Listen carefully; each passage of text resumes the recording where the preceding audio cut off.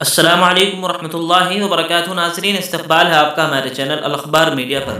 ناظرین، جناب مولانا عبید اللہ محی الدین اسحاقی ندوی صاحب نے مکہ مکرمہ سے ایک خط جناب مولانا سید سلمان حسینی ندوی صاحب کے لیے لکھا ہے، جو میں آپ سب کی خدمت میں پیش کر رہا ہوں۔ اس پر آپ کی جو بھی رائے ہو کمنٹ باکس میں ضرور لکھیے گا۔ وہ لکھتے ہیں کہ محترمی و مکرمی جناب مولانا سید سلمان حسینی ندوی صاحب حفظکم اللہ ورعاکم، دعا ہے کہ آپ مع اہل خانہ بخیر و عافیت ہوں۔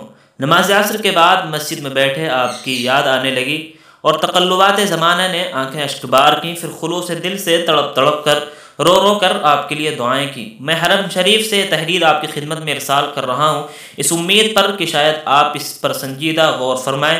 لعل اللہ یحدث بعد ذلک امرا۔ اللہ تعالیٰ نے آپ کو جس علمی عبقریت، وہبی کمالات اور جس محبوبیت و مقبولیت سے نوازا تھا، اس کی مثال شاذ و نادر ہی ہوگی۔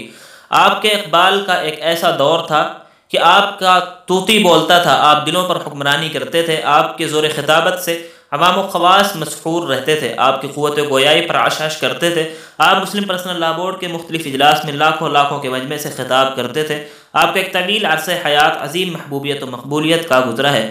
پھر آپ پر ادبار کا ایک ایسا دور آیا کہ آپ کی ساری عزت و عظمت رفعت خاک و راکھ ہو گئی، اور آپ ابھی تک اپنے سارے علمی کمالات و فضائل اور سارے دنیاوی اسباب و وسائل کے باوجود ایک عبرت کا نشان بنے ہوئے ہیں۔ آخر سلمیہ کے کیا اسباب و وجوہات ہیں، اللہ ہی بہتر جانتا ہے۔ اللہ کی ابدی توفیق، تائید و تسدید اور علماء صالحین و اولیاء ربانیین کی دعائیں ہمیشہ شامل حال نہ ہوں تو انسان اپنے سارے علمی کمالات و فضائل، شہرت و دولت اور سارے دنیاوی اسباب و وسائل کے باوجود بے راہ ہو جاتا ہے اور صراط مستقیم سے بھٹک جاتا ہے اور ذلت و رسوائی کے ساتھ عبرت و حسرت کا نشان بن جاتا ہے۔ مولانا محترم، آپ روز بروز جس راستے پر بھاگ رہے ہیں وہ گہری کھائیوں والا راستہ ہے۔ خدا را آپ اپنے روشن اور تابناک ماضی کی طرف پلٹے، اپنے اوپر رحم کریں۔ اللہ کے ولی اپنے والد محترم رحمہ اللہ کی روح پر، ملت اسلامیہ ہندیہ پر ترس کھائیں۔ مولانا محترم، آپ کی سمجھ میں آئے یا نہ آئے، للہ پلٹ کر آئیں، اپنے تمام علمی و فکری اجتہادات و تفردات کو بالائے طاق رکھ کر اپنے کو مخدوم ملت اسلامیہ ہندیہ اور خود آپ کے محبوب خال معظم و مکرم حضرت مولانا محمد رابع صاحب حسنی حفظہ اللہ ورعاہ کے تابع کریں۔ اپنے مقام و مرتبے اور اپنی عظیم نسبتوں کو پہچانیں، اپنے شاندار ماضی کو دیکھیں، علماء صالحین اور اولیاء ربانیین سے وابستہ ہوں۔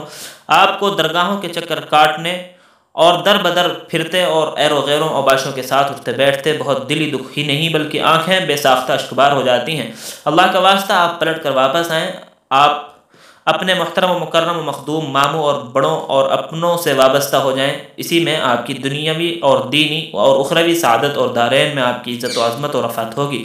اللہ تعالیٰ آپ کو اس ادبار کے دور سے نکال کر آپ کے حق میں دنیا و آخرت میں خیر عظیم کا سبب بنائے، آپ کے ہر صغیر و کبیر و گناہ کو معاف فرمائے اور آپ کو اس قار مذلت سے اٹھا کر پھر اوج عزت و عظمت و رفعت تک اور ثرا سے ثریا تک پہنچا دے۔ اللہم آمین۔ آپ کا محب و مخلص عبید اللہ محی الدین اسحاقی ندوی، المسجد الحرام، مکہ المکرمہ۔